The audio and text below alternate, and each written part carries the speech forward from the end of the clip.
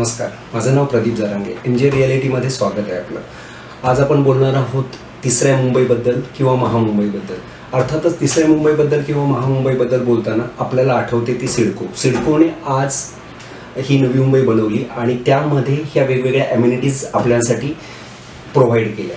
ज्यावेळेस सिडकोने ह्या ॲम्युनिटीज प्रोव्हाइड केल्या आणि त्यांना असं लक्षात आलं की आज इकडची जी पॉप्युलेशन आहे ती वाढते आणि ह्या ॲम्युनिटीज हळूहळू कमी पडत आहेत. त्यासाठी मग सिडकोने तिसरी मुंबई किंवा महामुंबई बनवण्याचं ठरवलं व त्यासाठी सिडकोने 2 स्पेशल प्लॅनिंग ऑथॉरिटीज नियुक्त केल्या. त्यापैकी पहिली प्लॅनिंग ऑथॉरिटी आहे, स्पेशल प्लॅनिंग ऑथॉरिटी आहे नैना, आणि दुसरी स्पेशल प्लॅनिंग ऑथॉरिटी आहे ती म्हणजे खोपटा टाउनशिप. नैना म्हणजे Navi Mumbai airport influential notified area. याच्या अंडर 270 गावं येतात. ही जी 270 गावं आहेत ती तळोजापासून खालापूरपर्यंत पसरलेली आहेत आणि ही जी 270 गावं आहेत ही टोटल 12 TPS मध्ये विभागली गेली आहेत. TPS म्हणजे टाउन प्लॅनिंग स्कीम. आता बघा, आज आपण नवी मुंबईमध्ये बसलो. नवी मुंबईमध्ये ही जी टाउन प्लॅनिंग स्कीम आहे ह्या टाउन प्लॅनिंग स्कीम आपण याला टाउन प्लॅनिंग स्कीम असं का म्हणतो? कारण आज आपल्याला इथे वेगवेगळ्या ॲम्युनिटीज अनुभवायला मिळतात. फर्स्ट बेसिक ॲम्युनिटी आहे ती म्हणजे रस्ते, दुसरी एज्युकेशनल, तिसरं म्हणजे ऑफिसेस, कमर्शियल प्लेसेस आणि रेसिडेन्सेस. ह्या ज्या ॲम्युनिटीज आहेत ह्या ॲम्युनिटीजने परिपक्व अशा ह्या पूर्ण टाउनशिपला टाउन प्लॅनिंग स्कीम असं म्हणतात. दुसरी स्पेशल प्लॅनिंग ऑथॉरिटी जी सिडकोने बनवली त्याला खोपटा टाउनशिप असं म्हणतात. खोपटा टाउनशिप ही 32 गावांमध्ये विभागली गेली आहे. बरं, आज हे चांगलं माहिती आहे की नेरूळपासून उरणपर्यंत नेरूळ उरण रेल्वे लाईन चालते. ह्या मार्गावरती रांजणपाडा स्टेशन आहे. रांजणपाडा स्टेशनच्या बाजूला खोपटा गाव आणि खोपटा ब्रिज आहे. खोपटा गाव आणि खोपटा ब्रिज ही ह्या खोपटा टाउनशिपची बाउंड्री मानली जाते. इथपासून ज्यावेळेस आपण पेनला जातो त्यावेळेस आपल्याला खारपाडा हा टोल नाका लागतो. खारपाडा टोल नाका क्रॉस केल्यानंतर ज्यावेळेस आपण राईट टर्न मारल्यानंतर साई दिघाटी कासारभट ही गावं लागतात. ह्या खोपटा ब्रिजपासून ह्या साई दिघाटी कासारभाट ह्या गावापर्यंत ही टोटल 32 गावांची खोपटा टाउनशिप आहे. मग अशा प्रकारे सिडकोने आज टोटल 300 गावावरती ही थर्ड मुंबई किंवा महामुंबई बनवण्याचं योजलं. ज्यावेळेस सिडकोने ही थर्ड मुंबई किंवा महामुंबई बनवण्यासाठी हा विचार केला तर त्यावेळेस त्यांनी बनवलेल्या नव्या मुंबईचा हा एक चांगला अनुभव पाठीशी होता. आपल्याला एक माहिती आहे की आजपासून 40 ते 50 वर्षापूर्वी ज्यावेळेस सिडकोने नवी मुंबई बनवली तर ही नवी मुंबई बनवताना त्यांच्या प्रामुख्याने काही गोष्टी लक्षात आल्या. जसं आज आपण बेलापूर गावामध्ये आहोत. बेलापूर आपल्या MJ रिॲलिटीच्या बेलापूर ऑफिसमध्ये बसलेलो आहोत. इथे मूळ गाव हे आहे इकडच्या आगरी कोळी समाजाचं. ह्या आगरी कोळी समाजाची ही जी गावं आहेत, असं पूर्ण नवी मुंबईमध्ये पाहिलं तर ठाणे बेलापूर पट्टीमध्ये जर आपण नेरूळमध्ये पाहिलं, वाशीमध्ये जर गेलो तर अशा सगळ्या ठिकाणी ही आगरी कोळी समाजाची गावं आहेत. आगरी कोळी समाज हा इकडचा भूमिपुत्र आहे. तुम्हाला हे माहितीच असेल की 1 गुंठा म्हणजे 1089 स्क्वेअर फीट. मोठी एक कॅल्क्युलेशनसाठी आपण 1000 स्क्वेअर फीट धरूया. ज्यावेळेस सिडकोला नवी मुंबई ही बनवायची होती तर त्यासाठी सुरुवातीला सर्वप्रथम त्यांनी 12.5% योजना आणली. 12.5% योजना काय होती? म्हणजे मगाशी मी तुम्हाला सांगितल्याप्रमाणे 1 गुंठा किंवा 1000 स्क्वेअर फीट ज्यांनी स्वतःची जागा ही सिडकोला दिली त्या बदल्यात त्यांना काय मिळालं? 125 स्क्वेअर फीटचा रेडी प्लॉट मिळाला 1000 स्क्वेअर फीटच्या बदल्यामध्ये. प्लस आता रेडी प्लॉट म्हणजे आता काय? हा प्लॉट आहे. ह्या प्लॉटच्या 4ही बाजूंना हे रोड आहेत. याच्याबरोबर इलेक्ट्रिसिटी सिस्टीम, वॉटर कनेक्शन आणि सुवेज सिस्टीम, याला आपण रेडी प्लॉट असं म्हणतो. 12.5% योजना अशी होती की 1000 स्क्वेअर फीटच्या बदल्यात अशा प्रकारचा 125 स्क्वेअर फीटचा रेडी प्लॉट मिळणार. प्लस त्याबरोबर त्यावेळेस त्यांच्या घरच्यांना काही पैसे पण मिळाले व घरातल्या एका व्यक्तीला जॉब मिळाला. ही होती आपली 12.5% योजना. काही वर्षांपूर्वी ज्यावेळेस नवी मुंबईमध्ये इंटरनॅशनल एअरपोर्ट आलं, इंटरनॅशनल एअरपोर्टमध्ये ही 26 गावं गेली. मग ह्या 26 गावांना उल्वेच्या सेक्टर 25 मध्ये आणि पुष्पकनगर इथे 22.5% प्लॉट देण्यात आले. म्हणजे काय? मगाशी सांगितल्याप्रमाणे 200 स्क्वेअर फीटचा अशा प्रकारचा हा रेडी प्लॉट मिळाला. प्लस पैसे मिळाले. पण यावेळेस जॉब शिल्लक नव्हते म्हणून घरातल्या किंवा कुटुंबातल्या व्यक्तींना जॉब दिले गेले नाही. अशा प्रकारे आज आपण पाहिलं तर 12.5%, 22% ह्या पद्धतीने सिडकोने नवी मुंबई बनवत असताना ह्या योजना आणल्या व त्या यशस्वी पद्धतीने पार पाडल्या. बरं, ज्यावेळेस सिडकोने असं ठरवलं की आज नैना आणि खोपटाच्या माध्यमातून ह्या 300 गावावरती तिसरी मुंबई बनवायची, तर त्यावेळेस पुन्हा ह्या शेतकऱ्यांशी म्हणजे इथे ह्या गावात राहणाऱ्या शेतकऱ्यांशी चर्चा झाल्या. मग सिडकोला असं त्यामध्ये कळलं की आत्तापर्यंत त्यांनी जसे 12.5% 22% हे ह्या योजना आणल्या, त्या आता ह्या गावांना परवडत नाही आहेत. त्यासाठी त्यांनी सेपरेट GR आणण्यात आला आणि हा GR होता 60-40चा. 60-40चा GR म्हणजे काय असतो की जर कोणत्या शेतकऱ्याने किंवा ओनरने स्वतःची 1000 स्क्वेअर फीट जागा जर सिडकोला दिली, तर त्याबद्दल सिडको काय करते, सिडको अशा प्रकारचं 600 स्क्वेअर फीटची जागा स्वतःसाठी ठेवते आणि 400 स्क्वेअर फीटची जागा ही ओनरला मिळते. बरं, आता 400 स्क्वेअर फीटची जागा जर ओनरला मिळाली, याचा अर्थ असा झाला का की 600 स्क्वेअर फीटचा त्याचा लॉस झाला? तर नाही. 400 स्क्वेअर फीटवरती 2.5चा बेसिक FSI हा अलॉट केला जातो. आणि आता आपण जर हे कॅल्क्युलेशन पाहिलं तर आपल्याला असं लक्षात येतं की अशा पद्धतीने 1000 स्क्वेअर फीट ही जी त्या ओनरने दिलेली जागा आहे ही त्याला परत मिळते.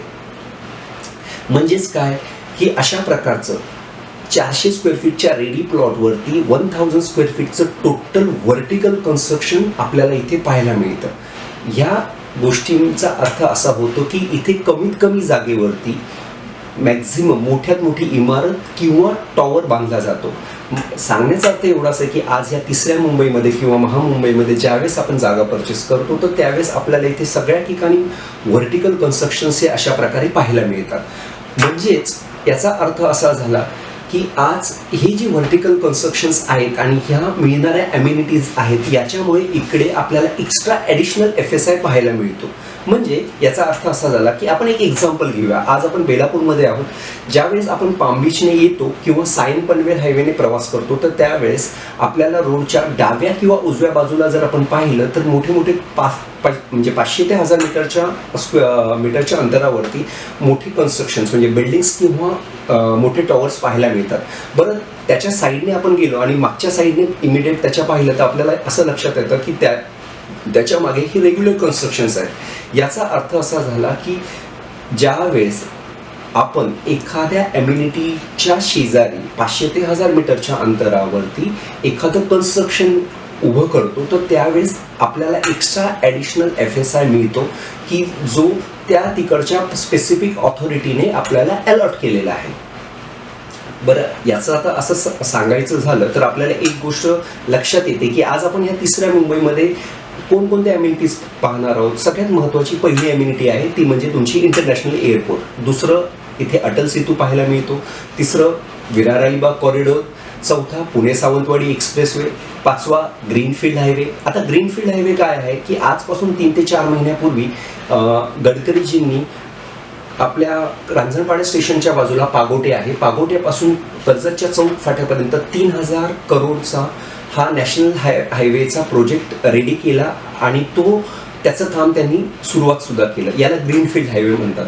अजून आपल्याला इथे कोणत्या अम्युनिटीज पाहायला मिळतात? मेट्रो पाहायला मिळते आणि त्याबरोबर ट्रेन पाहायला मिळते. याचाच अर्थ असा आहे की आज आपल्याला या तिसऱ्या मुंबईमध्ये मोर दॅन 40,000 करोडच्या ह्या अम्युनिटीज पाहायला मिळतात आणि ह्यामुळेच आज आपल्याला इथे एक्स्ट्रा जो ॲडिशनल मुंबईमध्ये 3चा FSI मिळतो, तर तो 3चा FSI आपल्याला इथे पाहायला मिळतो.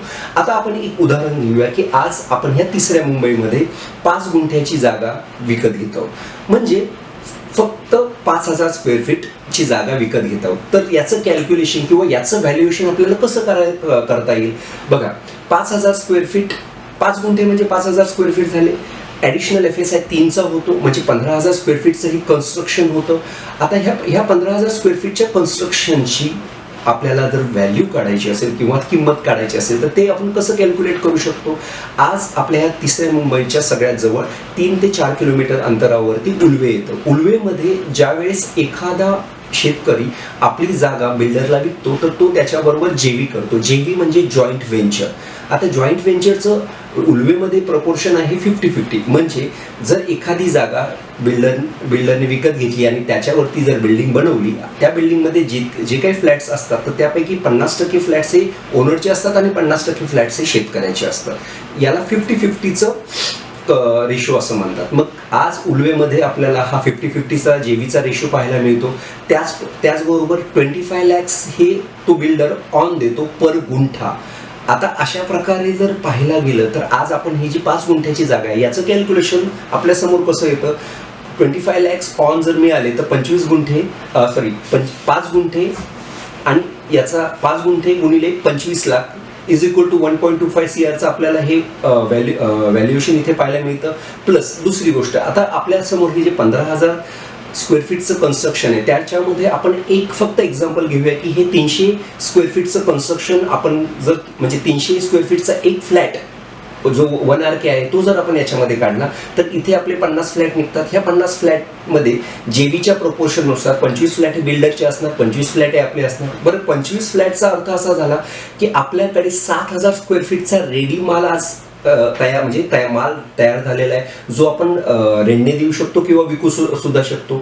आज उल्वेमध्ये जर पाहायला गेलं तर 7,000 रुपये स्क्वेअर फीट पासून 12,000 रुपये स्क्वेअर फीट पर्यंत आपल्याला छोट्या बिल्डिंगचे ते टॉवरचे रेट्स पाहायला मिळतात.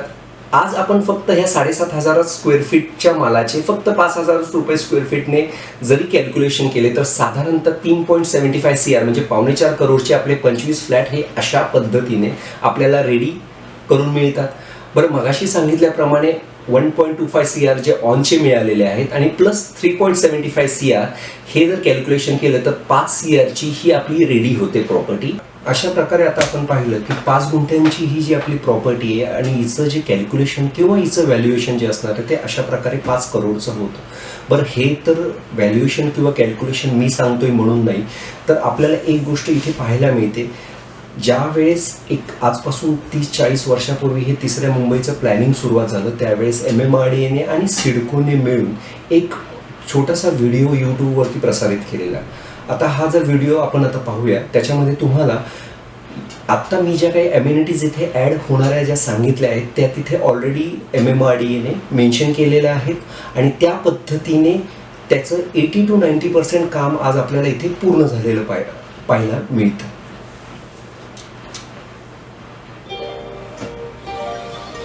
इथे जो आपण व्हिडिओ पॉज केला याच्यानंतर तुम्हाला एक्झॅक्टली इथे काय दिसणार आहे.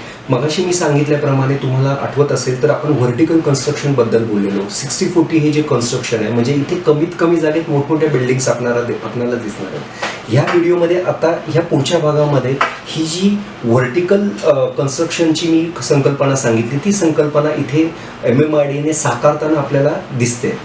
इथे जर आता तुम्हाला पाहिलं तर आपण ज्यावेळेस आपल्या जागेवरती जातो अशाच पद्धतीने आपण समोर उभं राहतो आणि उभं राहून आपल्याला समोर जशी आपल्या गावाकडे बेअर लँड असते, मोकळी जमीन असते, त्याप्रमाणे ही मोकळी जमीन दिसते. पण त्या मोकळ्या जमिनीवरती एक्झॅक्ट कन्स्ट्रक्शन्स कसे येणार आहेत, मोठमोठे बिल्डिंग्स आणि टॉवर्स कसे उभं राहणार आहेत हे या व्हिडिओमध्ये आपल्याला इथे दिसतं. ते थोडंसं आपण व्यवस्थित पाहूया, तुम्हाला त्याची आयडिया येईल. And in the Raigad district, in the mainland, through planned transformation of land uses that add economic value. बघा, आता इथे सांगितल्याप्रमाणे मगाशी मी बोललो त्या पद्धतीने हा जो काही पोर्शन आहे तर ह्या पोर्शनमध्ये तुम्हाला ह्या मोठे मोठे बिल्डिंग्स आणि इमारती दिसतात आणि हा लेफ्ट साईडचा जो पोर्शन आहे हे जुनं गाव आहे. तुम्हाला आठवत असेल तर आपण सुरुवातीला डिस्कस केल्याप्रमाणे ज्यावेळेस सिडको एखाद्या ठिकाणी नवीन टाउनशिप बांधते तर त्यावेळेस तिकडच्या ओरिजिनल गावांना धक्का लावत नाही. गावंही गावच्या ठिकाणीच राहतात. जशी नवी मुंबईमध्ये गावंही आजही गावच्या ठिकाणीच आहेत आणि त्याच्या बाजूला ही सेक्टर वाईज रचना झालेली आहे. त्याचप्रमाणे इथे सुद्धा आपल्याला पाहायला मिळतं की ह्या ठिकाणी हे जे गाव आहे हे असंच आहे आणि याच्या बाजूला ह्या मोठमोठ्या इमारती, बिल्डिंग्स आणि टॉवर्स आपल्याला दिसत आहेत. याचा अर्थ असा होतो की बघा, आज आपण आपल्या जागेवरून अटल सेतूच्या मार्फत ज्या वेळेस शिवडीपर्यंत पोहोचतो आपल्याला त्यासाठी 20 मिनिटं लागतात. शिवडीवरून इंटरनल रोडने जर आज आपण वरळीपर्यंत गेलो तर त्यासाठी 20 मिनिटं लागतात आणि वरळीवरून बांद्र्याला जाण्यासाठी वरळी बांद्रा सिलिकने 20 मिनिटं लागतात. मोठी काय की आज आपण आपल्या जागेतून वेस्टर्नच्या प्रॉपर्टीमध्ये ह्या कनेक्टिव्हिटीमुळे म्हणजे अटल सेतूमुळे 1 तासात पोहोचतो. आज तुम्हाला हे चांगल्या प्रकारे माहिती आहे की आज मुंबईमध्ये सगळ्यात कॉस्टलीच्या प्रॉपर्टी आहेत त्या वेस्टर्नच्या प्रॉपर्टी आहेत. आज ह्या एका कनेक्टिव्हिटीमुळे आपल्याकडे ज्यावेळेस गुगलचं मॅपिंग होईल सिडकोचं आणि ज्यावेळेस हे कन्स्ट्रक्शन स्टार्ट होईल त्यावेळेस इकडच्या प्रॉपर्टीची जी कॉस्टिंग असेल ही सेम वेस्टर्नच्या प्रॉपर्टीप्रमाणेच असणार आहे. आपण गुगल अर्थच्या मदतीने खोपटा टाउनशिपची माहिती घेऊया. बघा, आज आपण इथे आपल्या ऑफिसमध्ये MJ रिएलिटीच्या ऑफिसमध्ये बसलेलो आहोत. इथून थोडंसं आपण बाहेर गेलो आणि मेन रोडने ह्या महानगरपालिकेच्या बिल्डिंगपर्यंत, नवी मुंबई महानगरपालिकेच्या बिल्डिंगपर्यंत आलो तर आपल्याला इथे हे 3 रेल्वेचे रूळ दिसतात. एक जी ही रेल्वेची लाईन आहे ही CST पासून पनवेलपर्यंत जाते, दुसरी CST टू उरणसाठी येते आणि ही थर्ड जी आहे ही पनवेल टू उरणसाठी येते. ह्या दोन्ही लाईन इथे एकत्र होतात आणि ही एकच लाईन पुढे कंटिन्यू होते. महानगरपालिकेच्या एक्झॅक्ट समोर हे आत्तापर्यंत न झालेलं प्रोजेक्टेड स्टेशन, पहिलं स्टेशन आहे ते म्हणजे सागर संगम स्टेशन. इथून आपण थोडंसं पुढे सरकतो आणि ह्या पुढे जाताना आपल्याला ह्या लेफ्ट हँड साईडने आपल्याला इथे वॉटर टॅक्सीचं स्टँड दिसतं जे बेलापूरमधलं आहे. त्याचप्रमाणे ही दुसरी वॉटर टॅक्सी दिसते ती सीवूडमधली आहे. हा रेतीबंद ब्रिज आपण इथून पुढे क्रॉस करतो आणि क्रॉस केल्यानंतर इथे आपल्याला ही जी आहे ही इंटरनॅशनल एअरपोर्टची बाउंड्री दिसते. 3000 एकरवरती हे पसरलेलं एअरपोर्ट आहे. बेसिकली इथे 3 एअरपोर्ट येतात. पहिलं जे 2024 डिसेंबरला एअरपोर्ट स्टार्ट होतंय ते म्हणजे कार्गोचं. 2025 डिसेंबरला डोमेस्टिक एअरपोर्ट चालू होत आहे. 2026 डिसेंबरला इंटरनॅशनल एअरपोर्ट चालू होत आहे. अशा प्रकारे 3 एअरपोर्ट इथे येत आहेत. आपण ह्या रोडने थोडंसं पुढे जातो आणि इथेही आपल्याला एअरपोर्टची बाउंड्री संपलेली दिसते. एअरपोर्टच्या एक्झॅक्ट समोर हे तरघर म्हणून स्टेशन आहे. नवी मुंबईचं जसं खारघर स्टेशन आहे त्याच पद्धतीचं हे तरघर स्टेशन आहे. याच्या वरती पार्किंग दिलेली आहे. हे स्टेशन रेडी आहे. इथून ट्रेन जाते पण थांबत नाही. इथे 2024 डिसेंबर नंतर इथे ट्रेन थांबायला सुरुवात होईल, कारण हे जे स्टेशन आहे हे एअरपोर्टसाठीच बनवलं गेलं आहे. इथून थोडंसं आपण पुढे जातो आणि आपल्याला हा जो भाग आहे हा म्हणजे नवी मुंबईचं स्पेशल इकॉनॉमिक झोन आहे. 750 एकरची ही लँड आहे. 1989 मध्ये ही लँड रिलायन्सने परचेस करून ठेवलेली. त्याचप्रमाणे हा जो पूर्ण भाग दिसतोय याला आपण उल्वे असं म्हणतो. उल्वेमध्ये बामणडोंगरी आणि खारकोपर ही 2 स्टेशन्स येतात. मगाशी सांगितल्याप्रमाणे हा आपल्याला सेक्टर 25चा भाग दिसतो आणि त्याचप्रमाणे इथे हा पुष्पकनगरचा भाग आहे. 22.5% जे प्लॉट्स दिले गेलेत तर ते इथे दिले गेलेले आहेत. ह्या रोडने आपण थोडंसं पुढे येतो आणि आपण गव्हाण फाट्याच्या जवळ येतो. याला 3 टाकीचा एरिया सुद्धा म्हणतात. इथून आपल्याला आपण राईट टर्न घेतो. राईट टर्न घेतल्यानंतर आपल्याला ही 2 रोड दिसतात. हा आहे उरणला जाणारा SH56 स्टेट हायवे 56 जो जुना रोड आहे आणि हा झालेला आहे हा नवीन रोड. हा आहे NH4B national highway 4B Palaspe फाटा टू द्रोणागिरी 18 किलोमीटर लांबीचा भारतातला सगळ्यात छोटा नॅशनल हायवे. ह्या हायवेवरून आपण थोडंसं पुढे गेलं की 5 मिनिटाच्या अंतरावरती आपण अटल सेतू किंवा सिलिंगपर्यंत पोहोचतो. इथून थोडंसं आपण पुढे निघालो की 5 मिनिटाच्या आतमध्ये आपल्याला हे रांजणपाडा स्टेशन दिसतं. रांजणपाडा स्टेशनच्या नंतर 2 किलोमीटरच्या अंतरावरती नावाशेवा, द्रोणागिरी आणि उरण अशा प्रकारे ही नेहरू उरण रेल्वे लाईन इथे कंप्लीट होते. याच्या समोर एक्झॅक्ट आपल्याला या रांजणपाड्याच्या डाव्या बाजूला हे जे गाव दिसतंय याला दुतुम असं म्हणतात. दुतुम हे अत्यंत महत्त्वाचं गाव आहे. कसं ते मी तुम्हाला थोड्या वेळात सांगतोच. ह्या रांजणपाडा स्टेशनच्या समोर इथपासून तर इथपर्यंत ह्या साई किंवा रावे रोडपर्यंत ही जी पूर्ण टाउनशिप आपल्याला दिसते ह्या पूर्ण पोर्शनला 32 गावांची खोपटा टाउनशिप असं म्हणतात. ह्या 32 गावांच्या खोपटा टाउनशिपमध्ये आपल्याला मगाशी तुम्हाला सांगितल्याप्रमाणे गडकरीजींनी जो रोड डिक्लेअर केलेला आहे ग्रीनफील्ड हायवे हा इथून पागोट्यावरून निघतो आणि हा कर्जतच्या चौक फाट्यापर्यंत इथपर्यंत गेलेला आपल्याला दिसतो. आता हे जे रांजणपाड्याच्या समोरचा भाग आहे ही आहे 5 गावांची ग्रुप ग्रामपंचायत. याला विंधणीची ग्रुप ग्रामपंचायत असं म्हणतात. त्याच्यानंतर जुईचा हा पार्ट आपल्याला इथे दिसतो आणि त्यानंतर बाकीची जी सर्व गावं आहेत ती इथे आपल्याला समोर दिसतात.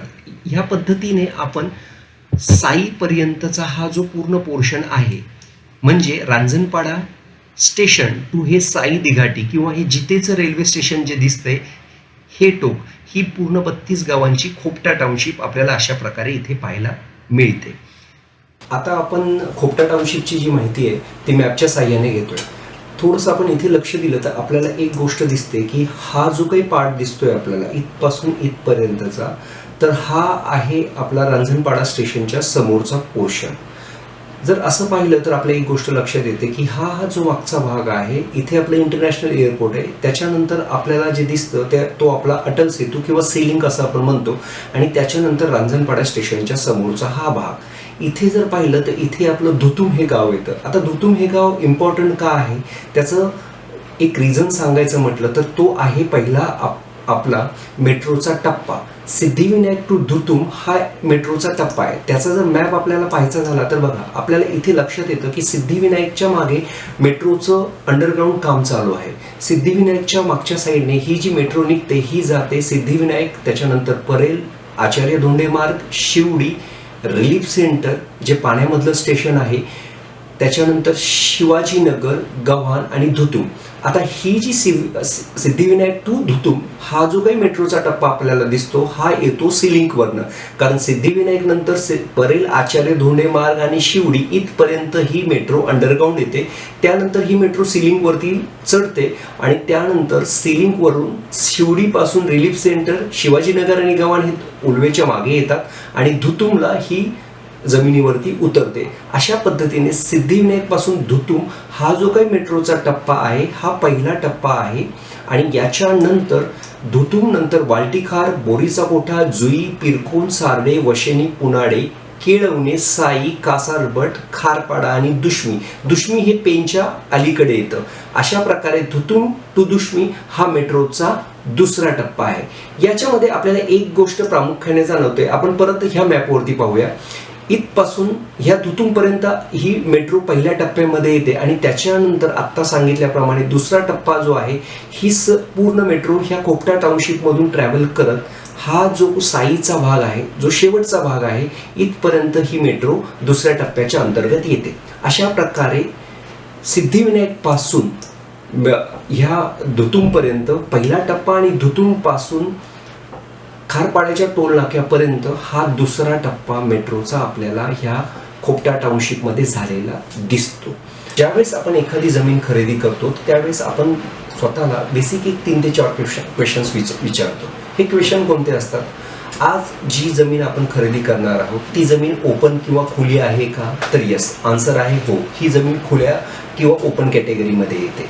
दुसरा क्वेश्चन आहे, जी जमीन आज आपण खरेदी करणार आहोत ही कोणत्या प्राधिकरणाच्या अंडर येते? जे ती जमीन ग्रामपंचायतीच्या अंडर आहे, नगरपालिकेच्या अंडर आहे, नगर परिषदेच्या अंडर आहे, महानगरपालिकेच्या अंडर आहे, की ती जमीन एखाद्या टाउनशिपच्या अंडर येते?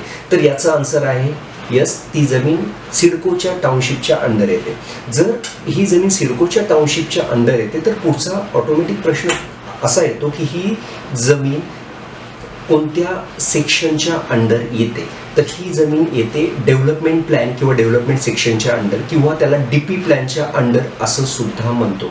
ज्या पद्धतीने आता आपण हा मॅप पाहिला तर इथे तुम्हाला कम्प्लिटली ह्या पद्धतीने लिहिलेलं दिसतं की हा जो मॅप आहे हा 6 गावांचा डेव्हलपमेंट प्लॅन आहे की ज्याच्या अंडर ही 6 गावं जी सुरुवातीची आहेत ही डेव्हलपमेंट प्लॅनच्या अंडर गेलेली आहेत. बरं, डीपी प्लॅन किंवा डेव्हलपमेंट प्लॅन हा एवढा महत्त्वाचा का आहे? कारण एक लक्षात जर आपण इथे व्यवस्थित पाहिलं तर आपल्याला एक गोष्ट लक्षात येते की ह्या भागामध्ये आपल्याला हे वेगवेगळे झोनिंग पडलेले दिसतात. हे कोणते झोनिंग आहेत? याच्यामध्ये रेसिडेन्शियल झोन आहे, रिक्रिएशनल झोन आहे, तुमचा इंडस्ट्रीयल झोन येतो, त्यानंतर एज्युकेशनल झोन आहे. हे असे वेगवेगळे झोनिंग येतात आणि ह्या सर्व झोनिंग मिळून कालांतराने याचं रूपांतर जे आहे हे टाउन प्लॅनिंगमध्ये किंवा TPS मध्ये होतं. त्यासाठी डीपी चा प्लॅन किंवा डीपी सेक्शन हे इतकंच महत्त्वाचं मानलं जातं, कारण याला अनुसरूनच पुढचे टाउनशिपचे प्लॅनिंग ठरलेले असतात. मगाशी सांगितल्याप्रमाणे तुम्हाला जर आठवत असेल तर आपण टाउन प्लॅनिंग स्कीमबद्दल बोललेलो की ज्या वेळेस आज आपण अशा प्रकारे नवी मुंबईमध्ये टाउन प्लॅनिंग स्कीममध्ये बसलेलो आहोत, ही जी टाउन प्लॅनिंग स्कीम आहे याच्या एक्झॅक्ट अगोदरचा जो टप्पा आहे याला डेव्हलपमेंट प्लॅन किंवा डीपी प्लॅन असं म्हणतात. आणि ह्या टाउन प्लॅनिंग स्कीममध्ये येण्यासाठी आपल्या जागेचं रूपांतर हे डीपी प्लॅनमध्ये होणं गरजेचं असतं. त्यामुळे हा डीपी प्लॅन अतिशय महत्त्वाचा आहे. तर ज्यावेळेस आपण ह्या पोर्शनमध्ये किंवा ह्या भागामध्ये जागा परचेस करतो किंवा खरेदी करतो त्यावेळेस ही जी टाउनशिप आहे ही सिडकोची आहे. म्हणजे हे जे प्लॉट्स आज आपण विकत घेणार आहोत याचं अलॉटमेंट कोणाकडून होणार आहे? सिडकोकडून. आता आपण TPS समजावून घेण्यासाठी किंवा हे सिडकोचं अलॉटमेंट कसं होतं हे समजून घेण्यासाठी पनवेलला जाऊया.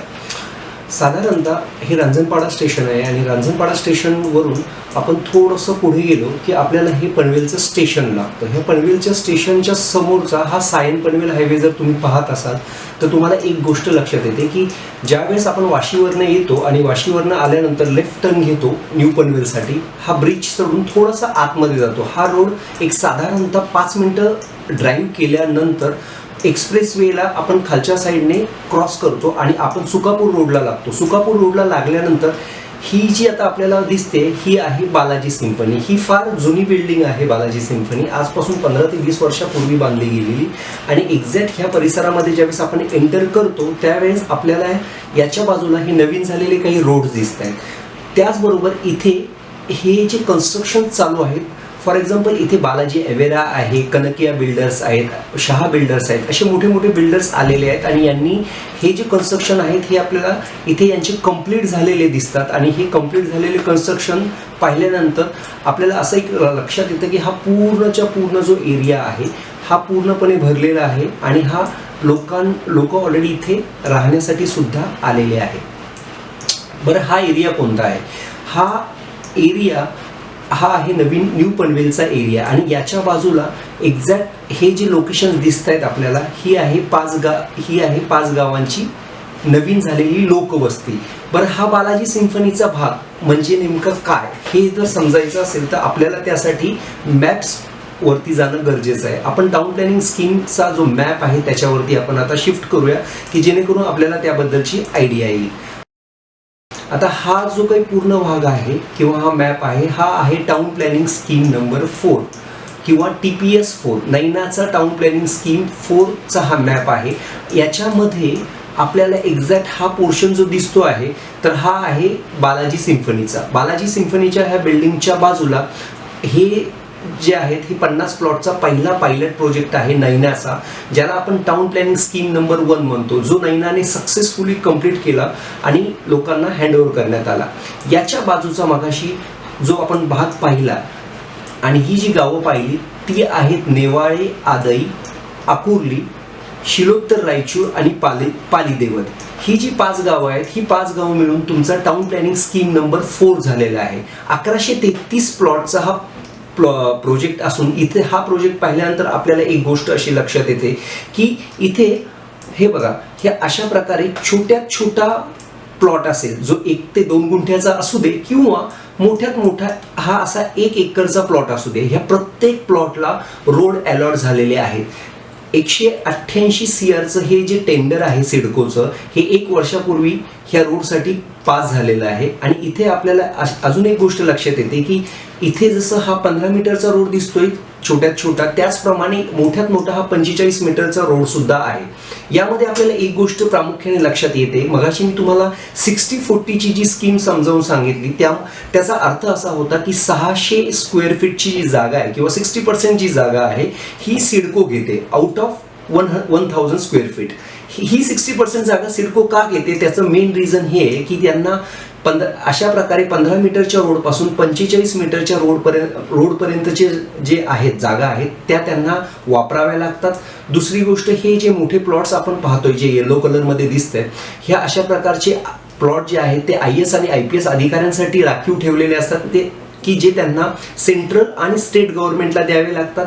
दुसरी गोष्ट, ह्या ज्या वेगवेगळ्या कलर्स मध्ये तुम्ही अम्युनिटीज पाहतात, for example he blue colour आहे, ग्रीन आहे, हा पिंक कलर आहे, ह्या ज्या आहेत ह्या स्कूल, शाळा, कॉलेजेस ह्या अम्युनिटीज आहेत आणि ह्या अम्युनिटीजसाठी सुद्धा प्लॉट जे आहेत हे सिडकोलाच द्यावे लागतात. ह्या सर्व प्रकारामुळे 60-40चं जे कॉम्बिनेशन आहे ते आपल्याला इथे पाहायला मिळतं की ज्याच्यामध्ये 60% जी जागा आहे ही सिडको घेते आणि आपल्याला 40% जागा अलॉट केली जाते. बरं, हे जे कॉम्बिनेशन आहे 60-40चा GR किंवा 60-40चं हे जे कॉम्बिनेशन आहे हे आपल्याला ॲक्च्युअल वर्क कसं करतं हे जर समजायचं असेल तर आपण त्यासाठी एक उदाहरण घेऊया. बघा, हे एक तळं आहे, आदई गाव आहे, ही आदई गावाची बाउंड्री आहे. ह्या बाउंड्रीच्या बाजूला हा जो 722 नंबरचा अलॉटेड प्लॉट दिसतोय हा आहे दत्तक कुटुंबाचा. त्या दत्तक कुटुंबाचं ओरिजिनल जो सातबारा आहे तो इथे आहे. जर आपण व्यवस्थित पाहिलं तर हा बघा, हा तो 7/12 आहे. याच्यामध्ये आपल्याला प्रामुख्याने असं दिसतं की आदई गावामधला हा 7/12 आहे की ज्याचा तालुका पनवेल येतो आणि याचा सर्वे नंबर पाहिला तर 38चा 1 हा सर्वे नंबर आहे. याच्यामध्ये भरत दत्त आणि सरिता दत्त ह्या दाम्पत्याचा 10 गुंठ्यांचा हा प्लॉट आहे. हा 10 गुंठ्यांचा ओरिजिनल प्लॉट जर आपण ग्रामपंचायतीच्या ह्या नकाशामध्ये पाहिला तर आपल्याला तो एक्झॅक्ट ह्या तळ्याच्या वरच्या साईडला दिसून येतो. ह्या त्रिकोणी भागामध्ये हा आहे 38चा 1 सर्वे नंबर आणि हा आहे 636चा ओपी. ओपी म्हणजे ओरिजिनल प्लॉट्स. ओपी म्हणजे ओरिजिनल प्लॉट्स हे जे 636 नंबर दिलेला आहे हा सिडको ने दिलेला नंबर आहे. त्यामुळे काय होतं की आपल्या प्रत्येक 7/12ला हा अशा प्रकारचा नंबर दिला जातो. याला फायनलाइज जो प्लॉट दिलेला आहे तो मगाशी दाखवल्याप्रमाणे ह्या पॉन्डच्या खालच्या साईडला 50 मीटरच्या अंतरावरती दिलेला आहे. आपण ह्या मॅपमध्ये जर पाहिलं तर आपल्याला हे प्रामुख्याने दिसतं की कशा प्रकारे हा बघा, हा हे पॉन्ड आहे आणि याच्या खाली हा 50 मीटरच्या अंतरावर 722 नंबरचा फायनल अलॉटेड प्लॉट 10 गुंठ्याचा दिलेला आहे. बरं, तर याच्याबद्दल जर सांगायचं झालं तर ज्या वेळेस सिडको त्यांची फायनल लिस्ट अलॉट करते किंवा नेटवरती दाखवते तर ती साधारणतः आपल्याला अशा पद्धतीने आपल्याला ती पाहायला मिळते. हे बघा, इथे आपल्याला काय दिसतं, नैना टाउन प्लॅनिंग स्कीम नंबर 4 ही गावाची नावं आहेत. आदई, अकोली, नेवाले, शिलोत्तर, रायचूर, पाली, देवल आणि ही पुढची त्यांची allotment of final plots, their ownership rights, tenure and area. मगाशी आपण जो प्लॉट पाहिलेला त्यात ते जर आपण लिस्ट वाईज जर पाहायला गेलं तर हे बघा, साधारणतः आपल्याला हे दिसतंय तुम्हाला इथे. हा आहे गावाचं नाव आदई.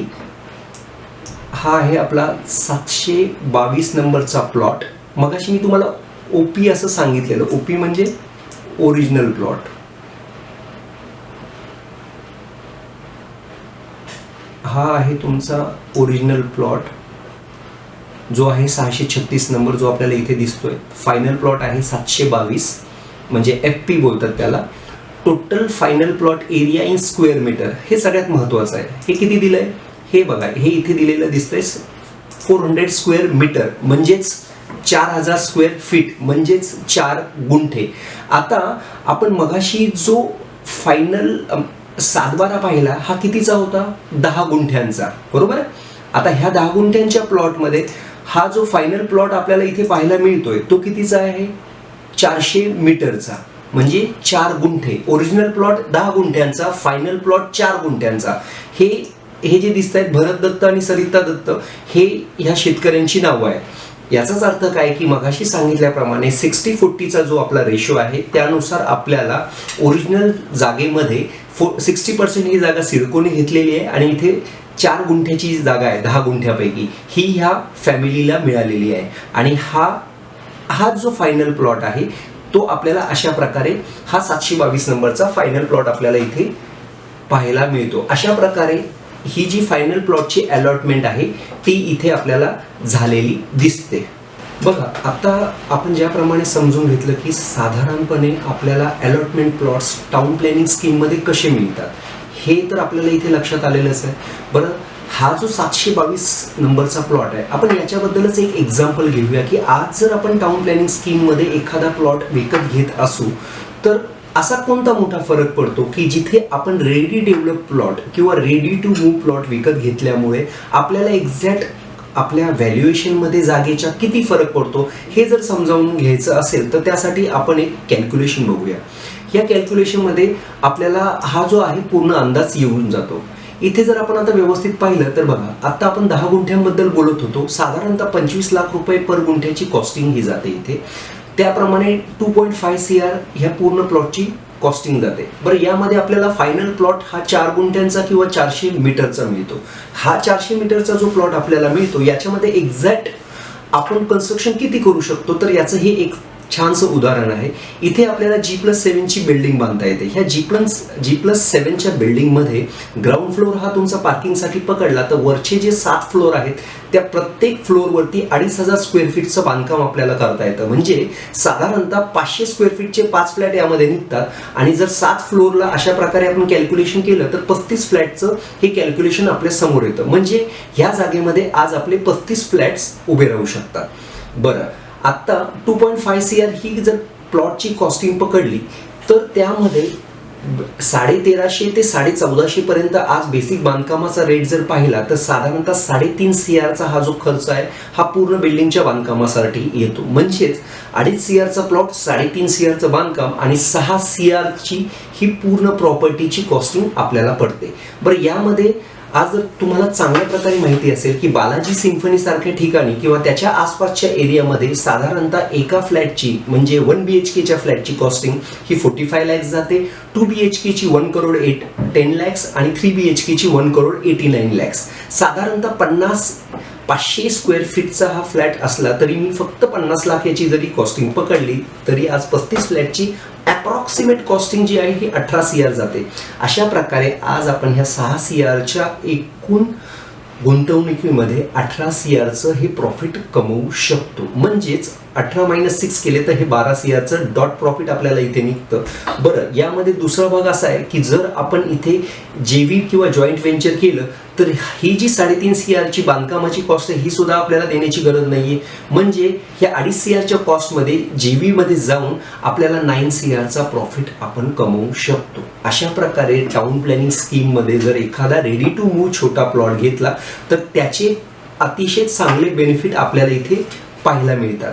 बरं, हे जर TPS चे आज प्लॉट्स आपण पाहतोय आणि ही कॉस्टिंग जर आज आपल्याला 25 लाखाची पर गुंठ्यामागची जर जास्त जात असेल तर त्याच्यामध्ये आपल्याकडे दुसरा ऑप्शन कोणता, मगाशी जो मी एक्सप्लेन केला तो म्हणजे खोपटा टाउनशिप. आज ह्या खोपटा टाउनशिप मध्ये आपण डेव्हलपमेंट प्लॅन बघतोय. जर हा डेव्हलपमेंट प्लॅन व्यवस्थित स्टडी केला आणि आज जर इथे प्लॉटमध्ये गुंतवणूक करण्याचं आपण ठरवलं तर आपल्याला ही जी 25 ते 30 लाखाची कॉस्टिंग इथे आज मोजण्याची गरज नाहीये. कारण आज आपण इथे प्लॉट्स कशामध्ये बघतोय, डेव्हलपमेंट प्लॅन मध्ये बघतोय. आणि जर डेव्हलपमेंट प्लॅन मध्ये कॉस्ट म्हणजे प्लॉट बघतोय तर आपल्याला प्लॉटची जी किंमत आहे ती फार कमी येणार आहे. आपल्याला फक्त वेटिंग पिरियड असणार आहे येणाऱ्या काळामध्ये 2 ते 2.5 वर्ष किंवा मॅक्स टू मॅक्स 3 वर्षाचा. अशा प्रकारे जर आज आपण पाहिलं तर साधारणतः खोपटा टाउनशिपमध्ये आपण माफक दरामध्ये जागा ही विकत घेऊ शकतो. बरं, ही जागा विकत घेताना इथे तुकडाबंदी हा एक कायदा आहे. तुकडाबंदी कायदा आहे हा जर समजावून घ्यायचा असेल तर तो आपण अशा पद्धतीने समजावून घेऊ शकतो की आज आपण रायगड जिल्ह्यामध्ये आहोत. रायगड जिल्ह्यामध्ये हा 16 गुंठ्यांचा तुकडाबंदी कायदा आहे. त्याचप्रमाणे जर आपण पुण्याच्या दिशेने गेलो तर तिकडे आपल्याला 11 गुंठ्यांचा तुकडाबंदी कायदा मिळतो. हा तुकडाबंदी कायदा म्हणजे एक्झॅक्टली कसा वर्क करतो तो बघा. समजा एखाद्या शेतकऱ्याकडे आज 33 गुंठे ही जागा आहे, त्याने एका व्यक्तीला 16 गुंठे जागा विकली आणि दुसऱ्या व्यक्तीला 17 गुंठे जागा विकली, हे चालतं. सपोज त्याच शेतकऱ्याकडे आज 32 गुंठे जागा आहे, त्याने एका व्यक्तीला 16 गुंठे विकली, दुसऱ्या व्यक्तीला 16 गुंठे जागा विकली, हे सुद्धा चालतं. सपोज त्याच व्यक्तीकडे 31 गुंठे जागा आहे, म्हणजे त्या शेतकऱ्याकडे 31 गुंठे जागा आहे, त्याने एका व्यक्तीला 16 गुंठे जागा विकली आणि दुसऱ्या व्यक्तीला 15 गुंठे जागा विकली, हे चालत नाही. याचाच अर्थ काय आहे, जर आपली जागा 31 गुंठे आणि त्याच्या खाली असेल, म्हणजे 31 गुंठे असेल, 25 असेल, 21 असेल, 12 असेल, 7 गुंठे असेल किंवा कोणता 7-12 तर आपल्याला 5 गुंठ्यांचाही पाहायला मिळतो. का जर आपली जमीन वडिलोपार्जित जमीन जर कमी असेल तर तो 5 गुंठ्याचा 7-12 सुद्धा आपल्याला पाहायला मिळतो. सांगण्याचं तात्पर्य एवढंच आहे की 31 गुंठ्यापासून खाली जो काही 7-12 असेल तर तो पूर्णच्या पूर्ण 7-12 आपल्याला विकत घ्यावा लागतो. त्याच्यामध्ये तुकड्याने रजिस्ट्रेशन होत नाही. अशा प्रकारे आज आपण तिसऱ्या मुंबईमध्ये किंवा महामुंबईमध्ये गुंतवणूक करून आपलं आयुष्य हे सुखकर करू शकतो. याबद्दल आपणास अधिक माहिती हवी असल्यास खाली दिलेल्या नंबरवरती संपर्क साधा. धन्यवाद.